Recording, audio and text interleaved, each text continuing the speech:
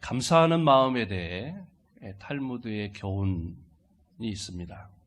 최초의 인간은 빵 하나를 만들어서 먹기 위해서 참으로 많은 일을 했습니다.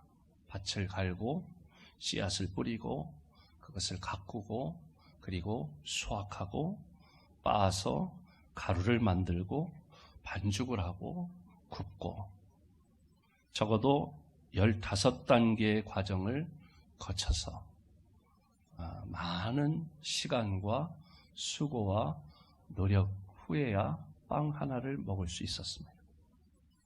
그런데 지금은 돈만 내면 빵집에 가서 빵을 살 수가 있지요. 빵 종류도 얼마나 많은지 또 얼마나 먹음직스러운지 모르겠어요. 옛날에는 한 사람이 했던 15단계의 일을 여러 사람이 나누어서 일하기 때문에 우리는 돈만 있으면 손쉽게 빵을 먹게 됩니다. 우리가 빵을 먹을 때 물론 내 돈 주고 사서 먹지만 많은 사람, 수고한 이들에게 감사하는 마음을 잊어서는 안 될 것입니다. 또 최초의 인간은, 옛날의 인간은 옷 하나를 입기 위해서는 많은 수고를 해야만 했습니다. 들에 가서 양을 잡고 그 양을 키우고 털을 깎고 그 털로 실을 만들고 옷감을 짜고 그것을 다시 자르고 꿰매어서 입기까지는 상당히 많은 시간과 수고와 노력이 있어야만 옷 하나를 만들어 입을 수 있었습니다. 그런데 지금은 돈만 내면 옷가게에 가서 형형색색의 가지 각양의 옷을 사서 입을 수가 있습니다. 옛날에 혼자 해야 했던 많은 일을 이제 여러 사람이 나누어 하기 때문에 돈만 내면 아주 예쁘고 멋있는 옷을 입을 수 있는 것이죠. 그래서 오늘 우리는 옷을 입을 때마다 많은 사람에게 감사하는 마음을 잊어서는 안 됩니다. 감사하는 마음을 가지고 살아라, 그런 이야기이죠. 우리가 차분하게 생각하면 감사할 일이 참 많습니다. 2020년 7월 첫 주일인데 지난 6개월을 돌이켜보면 답답하고 괴롭고 두렵고 어려운 그런 일들이 참 많이 있었죠. 코로나19로 대변되는 그런 상황이 있었습니다. 그럼에도 불구하고 생각해보면 참 감사할 일이 많습니다. 우리가 아플 때 손쉽게 갈 수 있는 병원이 있다는 것이죠. 또 약국이 있다는 것입니다. 우리나라만큼 골목마다 약국이 있는 나라가 없어요. 가난한 나라는 절대 수가 부족하고 잘 산다고 하는 미국에도 가보면 약국 동네에 없어요. 큰 마트에 나가야 약국이 있지 약국 찾을 길이 없어요. 지금 팬데믹 상황에서는 더더구나 우리나라의 이 의료 체계가 세계적인 수준이에요. 참 감사한 일이에요. 어느 외국인인데 우리나라에 와서 단연간 생활하고 있는 외국인인데요. 신문에 칼럼을 한번 썼어요. 몇 개월 전에. 제가 그 칼럼을 읽고 그렇구나 많은 걸 느꼈는데 그 칼럼의 내용이 뭐냐면 대한민국에 자기가 살아보니까 너무 편리하고 수준이 세계 최고 수준이라는 거예요. 모든 체계가. 그래서 살기가 너무 좋고 너 빨리 고국으로 돌아와서 살아라. 막 친구들은 그러지만 한국처럼 이렇게 안전하고 평화롭고 살기 좋은 나라가 없다는 거예요. 그런데 자기가 이렇게 보면 한국 사람들은 자기들의 이렇게 세계적인 수준이라는 것을 인정하지 않는 것 같다는 거예요. 잘 모르는 것 같다는 거예요. 그래서 그 사람이 왜 한국 사람은 자기 이 한국의 수준이 지금 세계적인데도 그것을 인정하지 못할까 자기는 느끼겠는데, 그 사람이 분석한 것이 일제 식민 그 기간이 꽤 길었고, 그런 여러 가지 일들이 한국인의 의식 구조에 깊이 뿌리 박혀서 아직도 그것을 헤어나오지 못하는 것 같다. 그렇게 분석을 했더라고요. 그래서 제가 그 글을 읽고 일정 부분은 동의가 되는 마음이 생겼어요. 아, 그렇지. 제가 지난 수요일 날 말씀드렸지만 브라질의 한국 목사님하고 통화를 해보니까 1월 달에 한국에 나왔다가 들어가면서 마스크를 한 통 정도 사갔대요. 그런데 마스크 하나를 하얀색 마스크를 2달을 썼대요. 식구들이. 그래서 막내 아들이 아빠 이거 원래 색깔이 무슨 색이었지? 흰색이지. 그런데 왜 지금 까만색이야? 마스크 좀 줘. 새로운 마스크를 줄 마스크가 없는 거예요. 2달을 썼대요, 마스크 하나를. 그런데 안 쓰는 것보다 쓰는 게 나니까 그래도 쓰고 다녀라. 아들한테 그랬대요. 그랬는데 저하고 통화하기 한 이틀 전에 영사관에서 연락이 왔는데, 고국에서 마스크가 왔으니까 영사관에 와서 마스크를 사라고, 하나에 한 6,000원 된다고 그렇게 얘기를 했다는 거예요. 네.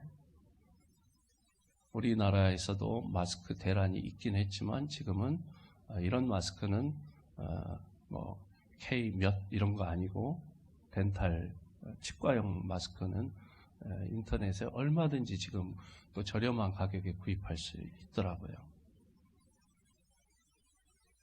이런 모든 게 불편한 상황이고 코로나19임에도 불구하고, 아니요, 코로나19이기 때문에 더욱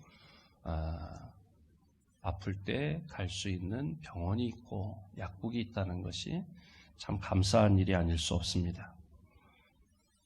또 일할 수 있는 직장이 있다, 사업장이 있다는 것, 잘 되고 못 되고 월급이 많고 적고를 떠나서 일거리가 있다는 것 감사한 일이고, 사업장이 있다는 것 감사한 일입니다. 또 안식할 수 있는, 편안히 쉴 수 있는 가정이 있다는 것 감사한 일입니다. 또 이 땅의 치안과 또 평화를 지켜주는 경찰과 군인이 있어서 그래도 우리나라 치안이 이렇게 확보되어 있다. 얼마나 감사한 일인지요. 최강국이라고 하는 미국에 가서도 치안 불안합니다. 얼마 전에 뉴스를 보셔서 아시지만 폭동 일어납니다. 총기 소지가 자유롭기 때문에 언제 총을 들고 강도가 나타날지 모릅니다. 그런데 우리나라는 물론 범죄가 전혀 없는 것 아니지만 전 세계 어느 나라보다도 치안이 확보되어 있는 나라가 우리나라입니다. 이런 모든 것이 감사한 일인 줄로 믿습니다. 그래서 우리가 하루하루 얼마나 많은 사람들의 수고에 비치고 있는지 우리가 알아야 합니다. 성경의 신약 성경에 보면 10명의 문둥병자가 있었는데 예수님께서 고쳐주셨다. 요즘에는 이런 표현은 부적절한 표현으로 한센시병이라고 그렇게 표현을 합니다. 성경이 기록될 당시에 보면 이 한센시병은 손과 발과 피부가 썩어서 떨어져 나가는 아주 무서운 병입니다. 그 자체로 무섭기 뿐만 아니라 동네 사람들이나 가족들과 함께 살 수 없고 격리되어야만 합니다. 또 사회적으로 보면 이 병에 걸리면 하나님에게 저주받은 병이라고 여겨지는 인간 소외의 극치인 병이었습니다. 그런데 이 병에서 고침받았다는 것은 정말로 놀라운 일이고 참으로 감사한 일이 아닐 수 없습니다. 그런데 그 10명 중에 한 사람만 돌아와서 예수님께 예수님 감사합니다 라고 했다는 거예요. 9사람은 가다 보니까 나았어요. 그러니까 어디로 달려갔어요? 집으로? 예수님에게로? 아니요. 누구에게로? 제사장에게로 달려갔어요. 왜? 그 당시 제사장은 보건소장 역할도 했어요. 그래서 이 한센시병에 걸렸다가 나았다는 것을 제사장에게 가서 검사를 받고 나았다는 확인을 받아야만 가족에게로 자기의 일상으로 돌아갈 수가 있었어요. 그러니까 이 9사람은 제사장에게로 달려가기 바빠서 집으로 돌아갈 생각에 고쳐주신 예수님에 대한 감사의 마음이나 감사의 인사를 해야 된다는 생각은 없어진 거예요. 돌아온 사람은 한 사람인데 그 사람은 유대인 이스라엘 사람이 아니라 사마리아 사람이었다. 예수님 그렇게 말씀했어요.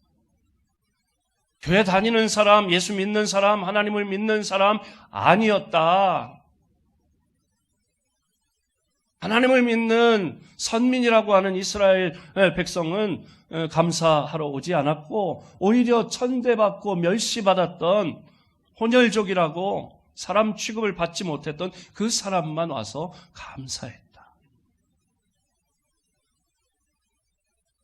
은혜를 받은 사람은 있어도 은혜를 감사하는 사람은 옛부터 적었다는 것이죠. 오늘 우리는 받은 은혜에 대해서 감사하고 있는가? 오늘 본문에 보니까 시편 기자는 그 모든 은택을 잊지 말지어다 라고 말씀했어요. 계속해서 은혜를 간직해야 합니다. 은택은 은덕이나 은혜를 의미하는데 하나님이 우리에게 행하신 모든 선한 일을 말씀합니다. 하나님의 은혜를 받았다면 당연히 감사해야 하는 줄로 믿습니다. 하나님께 은혜를 구한 것처럼, 기도한 것처럼 은혜를 받았다면, 응답을 받았다면, 해결을 받았다면, 치유를 받았다면 감사해야 하는 줄로 믿습니다. 감사하는 것보다 더 하나님을 기쁘시게 하는 제사가 없다. 성경은 말씀했어요. 감사함으로 하나님의 선하심을 응답할 때에 하나님께 최상의 예배를 드리는 것인 줄로 믿습니다. 감사를 잘하는 사람은 어떤 사람입니까? 감사가 잊혀지기 전에 신속하게 그리고 적극적으로 감사하는 것입니다. 주일까지 기다리지 못해서 그날로 하나님께 감사 헌금을 드리는 거예요. 1년에 한 번도 스스로 감사하지 못하는 사람과는 다릅니다. 다음으로 미루거나 우물쭈물하지 않습니다. 잊혀지기 전에 감사하는 것입니다. 받은 축복을 감사하지 않는 것은 죄입니다. 말세에 고통하는 때가 이르리니라고 말씀할 때 보니까 그 중에 하나가 감사치 않는 것. 감사할 줄 모르면 불행합니다. 아무리 많은 것을 주어도 감사할 줄 모르는 사람은 만족이 없습니다. 가지고 있는 것도 다 잃어버릴 것입니다. 은혜를 받고도 모른다고 하는 것은 배운 망덕이지요. 우리는 하나님께 받은 은택을 감사해야 할 줄로 믿습니다. 그런데 오늘 말씀에 3절로 5절 말씀 우리 함께 다시 한번 읽어볼까요? 시작. 그가 내 모든 죄악을 사하시며 내 모든 병을 고치시며 내 생명을 파멸해서 속량하시고 인자와 긍휼로 관을 씌우시며 좋은 것으로 내 소원을 만족하게 하사 내 청춘을 독수리같이 새롭게 하시는도다. 아멘. 여기서 주목해야 할 것은 모든입니다. 내 모든 죄악을 속량하시며 내 모든 병을 고치시며 우리가 받은 은택이 한둘이 아닙니다. 우리의 삶에는 하나님이 주신 은택으로 가득합니다.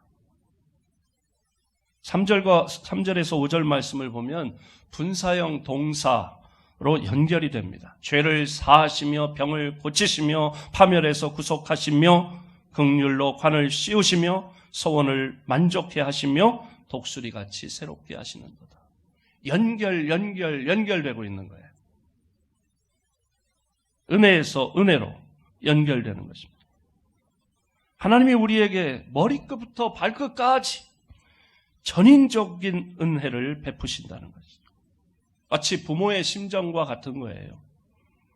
자식을 잘 먹이고 잘 입히고 잘 가르쳐서 가진 모든 것을 다 해주고 싶은 것이 부모의 심정인 것처럼 하나님께서 내 모든 병을 고치시고 내 모든 죄를 속량하시고 파멸해서 구속하시고 인자와 긍휼로 관을 씌우시고 독수리같이 청춘을 새롭게 하시고 바울의 고백처럼 나의 나된 것은 그래서 하나님의 은혜입니다. 그러면 모든 은택, 어떤 은택을 베푸셨느냐? 첫째 3절입니다. 3절 다시 한번 읽어봅니다. 시작.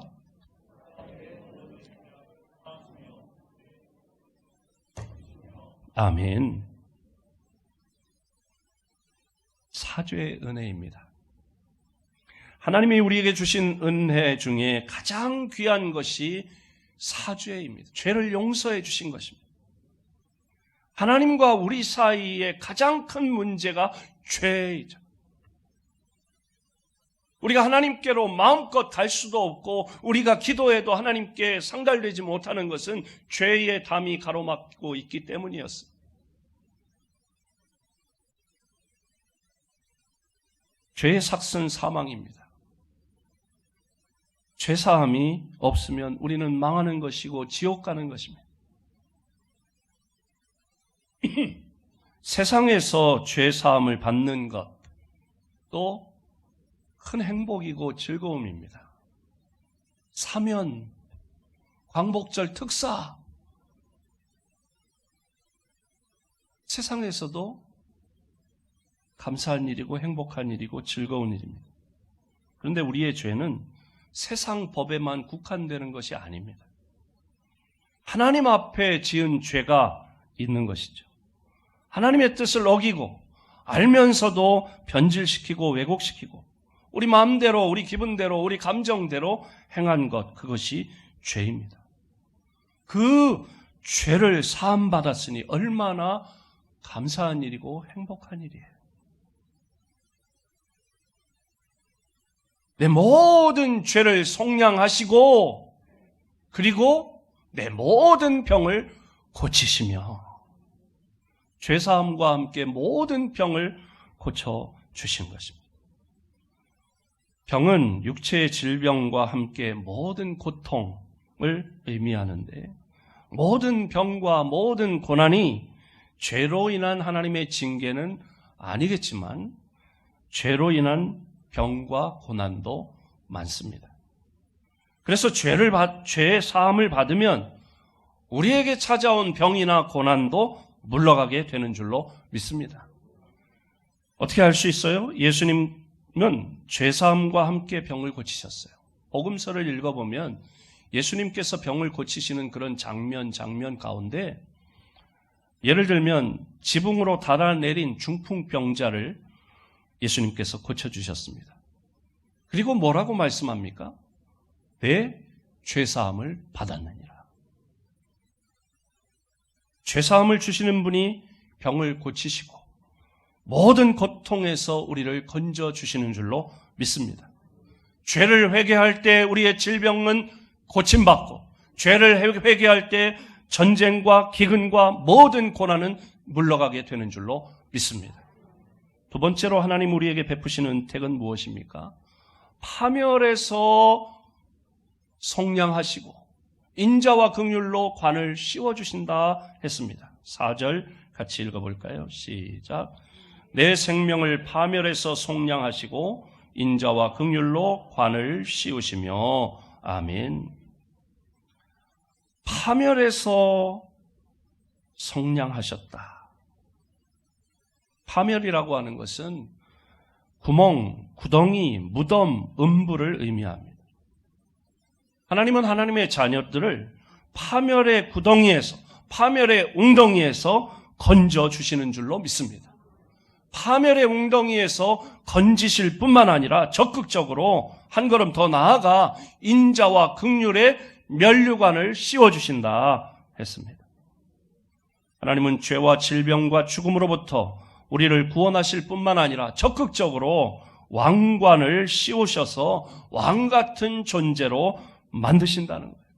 화가 변하여 복이 되게 하신다는 거예요. 전화 위복의 복을 허락하신다 말씀하시는 것입니다. 베드로전서 2장 9절에 말씀합니다. 함께 읽어볼까요? 시작.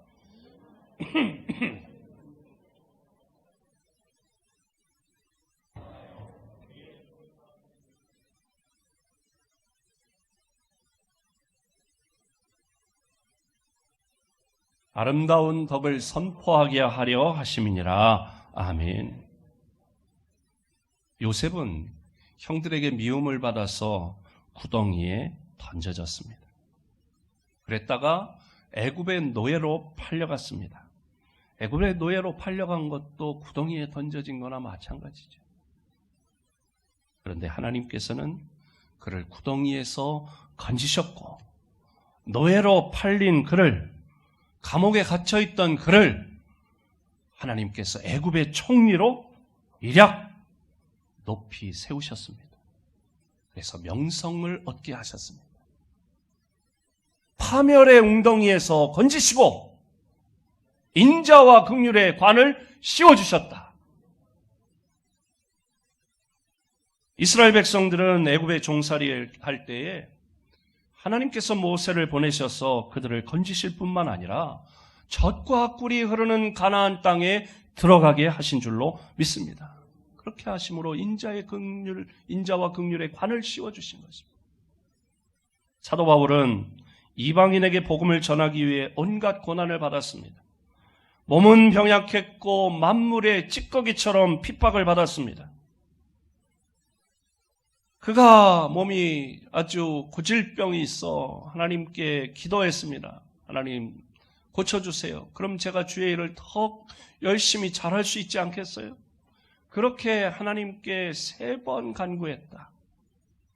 그런데 하나님께서 그의 그 질병, 고질병을 고쳐주지 않으셨다. 그럼에도 불구하고 그가 주님의 일을 힘썼다. 그래서 그 누구보다도 사도 바울은 많은 곳에 다니며 복음을 세웠고 많은 교회를 세웠고 많은 핍박을 받았고 신약의 성경을 가장 많이 기록한 사람이 사도 바울이에요. 순교하기까지 감당했습니다. 많은 일을 했습니다. 그런데 그가 나중에 그의 고백은 무엇입니까? 내가 이렇게 많은 일을 할 수 있었던 것은, 나의 나된 것은 다 하나님의 은혜로라. 바울은 로마에까지 가서 전 세계에, 그리고 네로 황제 앞에서 복음을 전하고 순교했습니다. 한 인간이 할 수 있는 가장 위대한 일을 감당했고, 오늘 우리들도 부러워하는 그런 사역자, 주의 종이 된 것입니다. 세 번째로 하나님의 은택은 무엇입니까? 5절 말씀입니다. 5절을 함께 읽어봅니다. 시작. 좋은 것으로 내 소원을 만족하게 하사 내 청춘을 독수리같이 새롭게 하시는도다. 아멘. 좋은 것으로 내 소원을 만족해 하사 내 청춘으로 독수리같이 새롭게 하시는도다. 하나님이 우리에게 입의 즐거움을 더하시죠.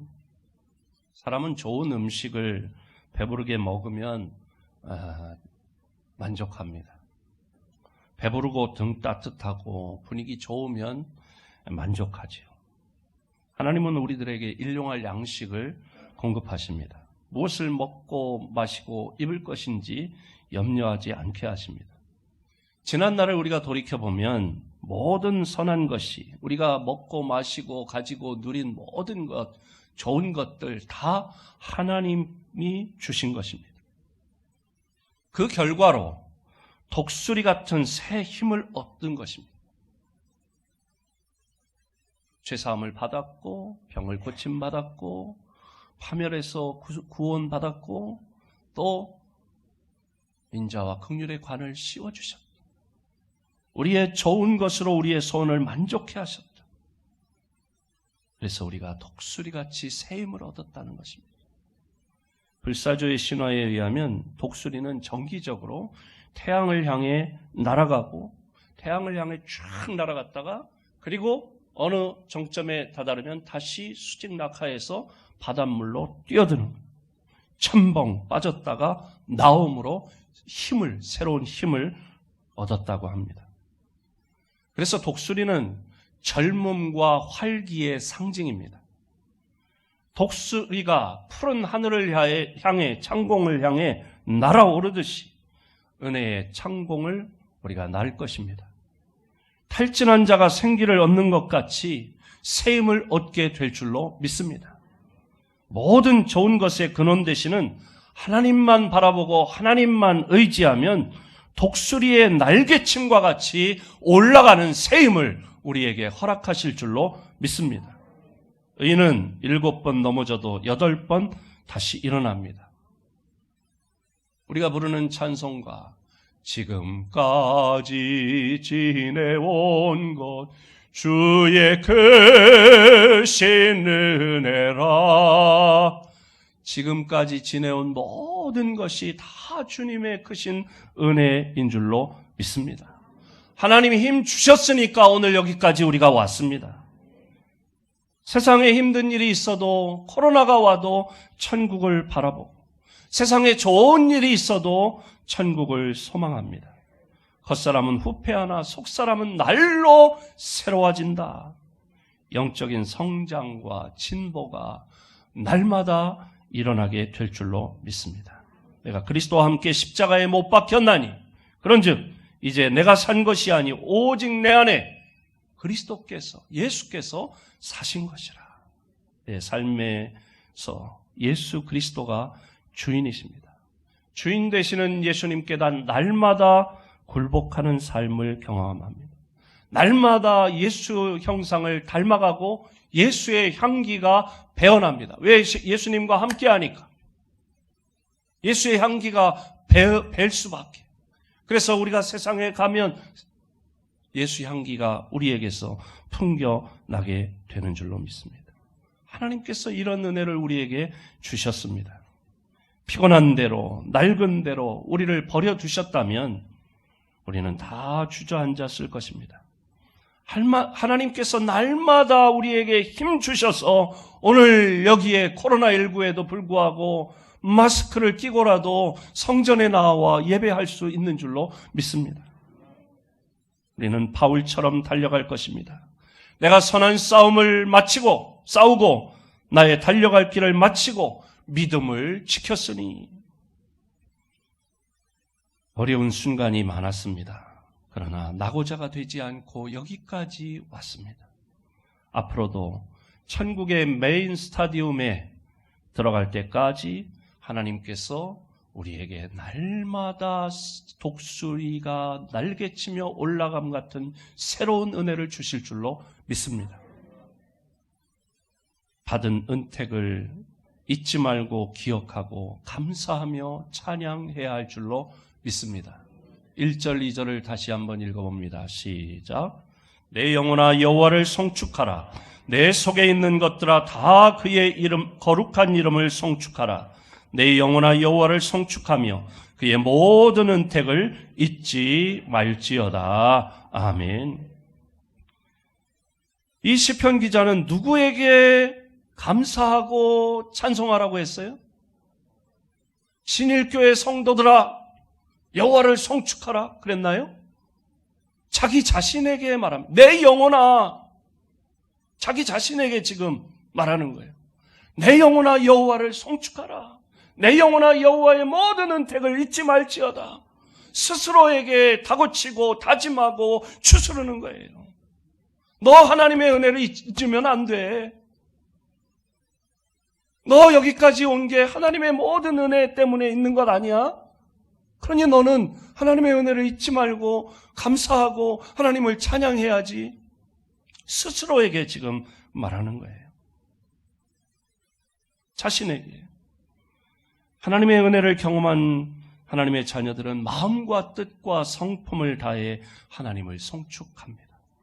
내 속에 있는 것들이 하나님을 송축합니다. 내 내면에서, 내 속에서 하나님을 찬양하는 것입니다. 이 시편 기자는 자신을 타일러서 찬송하는 거예요. 우리가 영적으로 약해질 때도 있고 침체될 때도 있습니다. 때로는 어려운 일을 당하면 하나님을 멀리하고 싶을 때도 있습니다.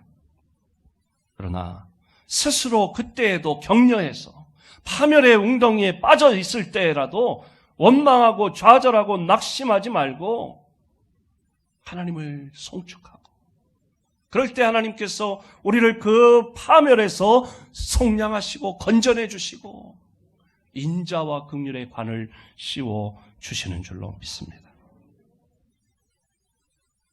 감사도 이와 마찬가지입니다. 감사를 깨닫고 감사를 만들어서 해야 합니다. 그대로 두면 우리 속에 원망과 불평과 시비가 일어날 수 있습니다.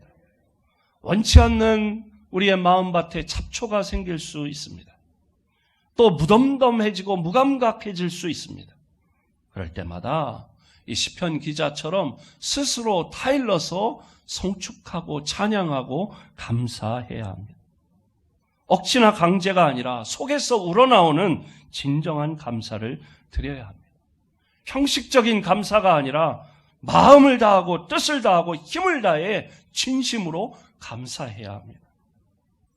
원망과 불평과 이런 것은 감기 몸살 같습니다.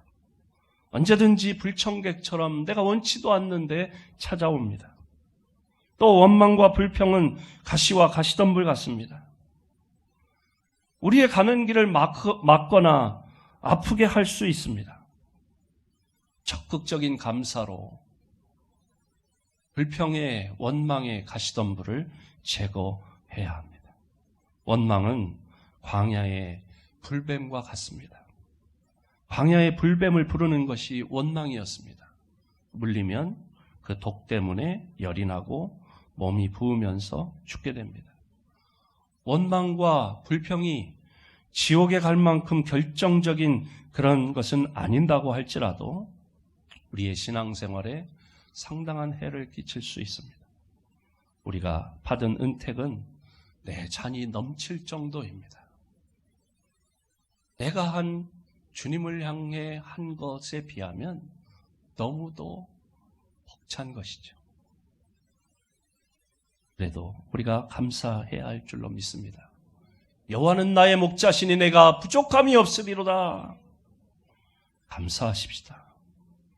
인생의 생사화복 하나님이 주신 것입니다. 우리 인생은 잠시 있다가 없어지는 안개 같고 아침에 피었다가 저녁에 지는 들의 꽃과 같습니다. 우리에게 은혜가 있다면 다 하나님이 주신 것입니다. 그러니 감사해야 합니다. 내 잔이 넘치는 것 감사해야 합니다. 또 내 잔이 반만 절반만 찼다고 해도 우리는 감사해야 합니다. 우리의 행한 것으로는 그만큼도 받을 수 없었던 것이죠. 우리가 받은 은혜가 적다면 다 우리 탓입니다. 우리의 연약함에도 불구하고, 우리의 불충에도 불구하고, 우리의 불순종에도 불구하고 이만큼 주신 것을 감사하시기를 바랍니다. 생각할 때 정말 받은 은혜가 없는 것처럼 보인다고 해도 감사해야 합니다. 욥은 모든 것을 다 잃고도 원망하지 않았어요. 감사할 것 하나 없는 것처럼 보여도 그 가운데 하나님의 은혜가 있어요. 감사할 게 하나도 없다고 생각하고 있다고 하는 게 지금 숨이 붙어 있고 살아있다는 거잖아요. 그것만도 감사한 일이죠. 바울은 몸에 병이 있었지만 그것으로 인해 은혜가 차고 넘치고 더 겸손하고 능력 있게 사역할 수 있었습니다. 우리 인생이 칠흑 같은 어두운 밤이라도 감사하십시다. 별빛 같은 은혜를 잊지 않고 감사하면 달빛 같은 은혜를 주실 것이고, 달빛 같은 은혜에 감사하면 찬란하게 빛나는 태양과 같은 은혜를 주실 줄로 믿습니다. 작은 것을 감사하면 큰 감사거리를 주시고, 오늘에 부족하더라도 오늘에 감사하면 내일에 더 큰 감사의 열매를 거두게 하실 줄로 믿습니다. 여러분, 감사를 표현하십시다. 감사를 실천에 옮깁시다. 야고보서에 보면 행함이 없는 믿음은 죽은 믿음이라고 했는데, 행함이 없는 감사는 없는 거예요. 먼저 하나님의 은혜에 감사하시기 바랍니다. 그리고 아내에게 감사하시기 바랍니다. 눈치 없이 남편들이 아멘도 안 하고, 또 남편에게 감사하시기 바랍니다. 목사님은 나는 짝지가 없어요. 그러면 부모님에게 감사하시고 자녀들에게 감사하십시오. 그리고 옆에 있는 우리 성도들에게 감사하십시오. 그럼 연습합시다. 하나님, 감사합니다. 여보, 감사해요. 나만 하고 안 하네. 마스크를 해서 확인할 길이 없습니다. 네. 또 따라해 보세요. 부모님, 감사합니다. 얘들아, 고맙다. 할렐루야. 권사님, 감사합니다. 내가 지금 그 다음 대사가 그거였어요. 네? 한번 해봅시다. 이왕 한 거. 목사님, 감사합니다. 장로님, 감사합니다. 권사님, 감사합니다. 집사님, 감사합니다. 우리 청년들, 감사합니다. 네? 또 이따가 예배 끝나고 내려가다가 어린이들 보면, 아유, 얘들아, 이쁘구나. 고맙다. 오늘 이렇게 만나게 돼서. 이게 그냥 마스크를 하고 있으니까 표정도 모르겠지. 그래도 말은, 소리는 들리니까요. 네? 이렇게 감사할 때 벌써 이렇게 연습이라도 하니까 분위기가 좀 달라지는 거 아니에요? 네? 그래서 감사가 넘치는 가정, 감사가 넘치는 교회, 감사가 넘치는 우리 나라, 감사가 넘치는 이 세상 될 때에 하나님께서 더 큰 은혜를 허락하실 줄로 믿습니다. 하나님의 모든 은택을 잊지 말고 주변에 있는 사람들이 나에게 베풀어 준 것에 대해서도 우리가 잊지 말고 기억하고 감사하며 살아가는 우리 모든 성도들이 되시기를 주님의 이름으로 축복합니다. 다 자리에서 일어나 428장 1절로 하나님께 찬양합니다.